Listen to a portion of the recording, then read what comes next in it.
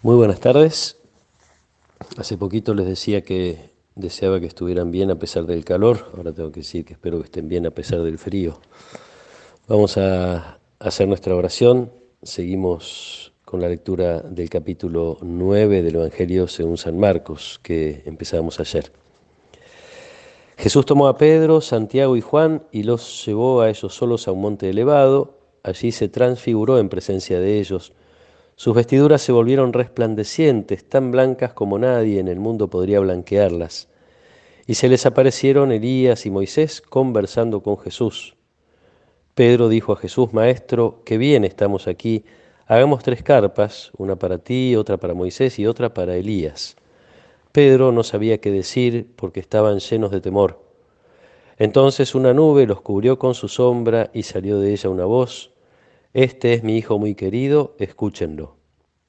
De pronto miraron a su alrededor y no vieron a nadie, sino a Jesús solo con ellos. Mientras bajaban del monte, Jesús les prohibió contar lo que habían visto hasta que el Hijo del Hombre resucitara de entre los muertos. Ellos cumplieron esta orden, pero se preguntaban qué significaría resucitar de entre los muertos. Y le hicieron esta pregunta: ¿por qué dicen los escribas que antes debe venir Elías? Jesús les respondió: sí, Elías debe venir antes de restablecer el orden en todo, pero ¿no dice la Escritura que el Hijo del Hombre debe sufrir mucho y ser despreciado? Les aseguro que Elías ya ha venido e hicieron con él lo que quisieron, como estaba escrito. Palabra del Señor.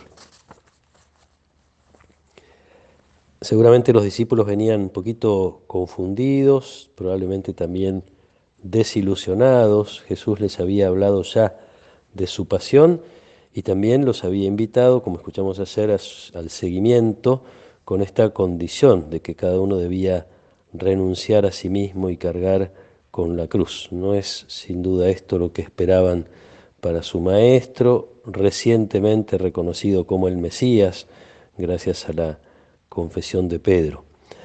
Estos 3 discípulos que acompañan a Jesús los hemos visto otras veces en situaciones muy particulares, a ellos solos con Jesús, pero probablemente la más significativa es la situación de la oración de Jesús en el huerto, en medio de la angustia, del temor ante la inminencia de su pasión. Así estaban Pedro, Santiago y Juan.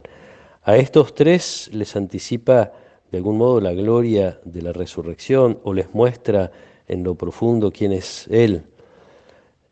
En el Evangelio de Marcos aparecen algunas imágenes que son muy propias de las manifestaciones de Dios. Tiene que ver con el monte, lugar de encuentro con Dios, tradicionalmente lugar de encuentro con Dios de los grandes profetas.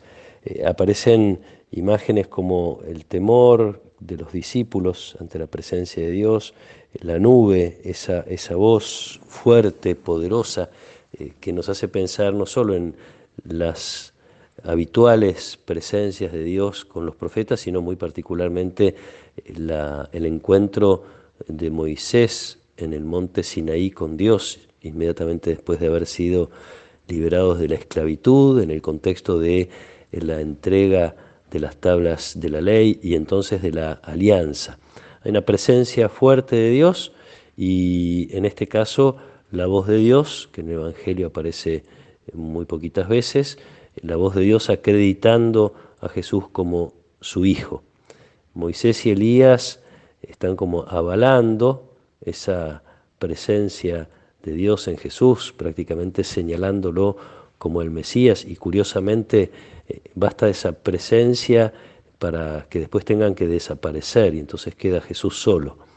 Y entonces la voz de Dios que muestra a Jesús como su Hijo, el amado, el elegido, el predilecto, son todas palabras que hablan de aquel enviado de Dios que va a cargar con las culpas de la humanidad a través de su propio sufrimiento. El siervo de Dios que se ofrece para salvar a la humanidad, algo a lo que hace referencia Jesús al final. El Hijo del Hombre, como dice la Escritura, tenía que sufrir, está escrito, está anunciado ya en el Antiguo Testamento, y Jesús viene a precisamente cumplir esa expectativa tan importante y tan largamente esperada por el pueblo de Israel.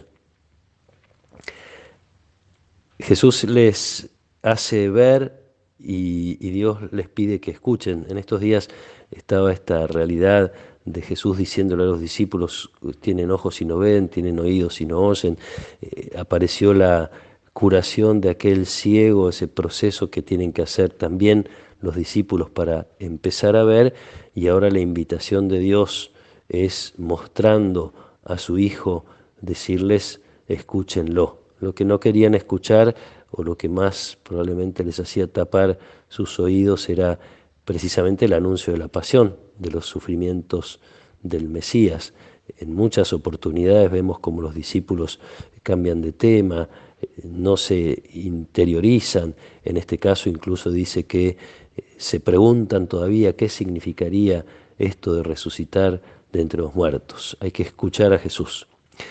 Nosotros tenemos oportunidad de hacerlo, gracias a Dios, todos los días, en este ratito de oración, en otros momentos de oración. De algún modo nos buscamos el momento y el lugar. Es como quien dice: nos hacemos nuestros montes, nuestros lugares apartados, lugares en los cuales podemos desprendernos de nuestras seguridades. Estoy imaginando lo que es subir a un monte. Hay que dejar muchas cosas, hay que ir con poco encima y tratar de llegar hasta la altura del encuentro con Dios. Hacemos esto en nuestra oración, nos apartamos, dejamos nuestras seguridades y nos disponemos a escuchar a Jesús. Pero también los discípulos tienen que aprender que esa escucha no es en ese momento especial de encuentro con Dios, de encuentro con Jesús. Esa escucha es una disposición que hay que llevar toda la vida. Podría decir, además de escuchar a Jesús en el monte, Jesús ahora los invita a bajar, a pesar del intento de Pedro, que seguramente expresaba el deseo de los demás: que bien estamos aquí, quedémonos, hagamos 3 carpas. Hay que también escuchar a Jesús en la llanura de la vida cotidiana, y esta me parece es una gran invitación de este pasaje: tener momentos de encuentro en los cuales experimentamos de un modo particular el poder de Dios, el amor de Dios, la presencia de Jesús, pero hacer que esos momentos inunden nuestra cotidianidad, inunden nuestro camino de todos los días, hagan presente a Jesús, como decía, en la llanura, cuando ya no estemos en el monte. Pidamos a Jesús que nos ayude en este camino de crecimiento en el conocimiento de Él, en la escucha de su palabra, en la capacidad de escuchar lo que nos va diciendo también en los distintos acontecimientos de la vida, de lo que nos puede decir a través de otras personas en el camino de nuestra vida, de nuestro crecimiento de fe. Y que podamos tener siempre, y aún y especialmente, yo diría, en los momentos de dolor, tener siempre puesta la mirada en este Jesús glorificado que nos viene a regalar la posibilidad de compartir su vida, la gloria del Padre. Que el Señor nos acompañe en esta tarde, que Él nos proteja y nos bendiga, en el nombre del Padre, y del Hijo, y del Espíritu Santo. Amén.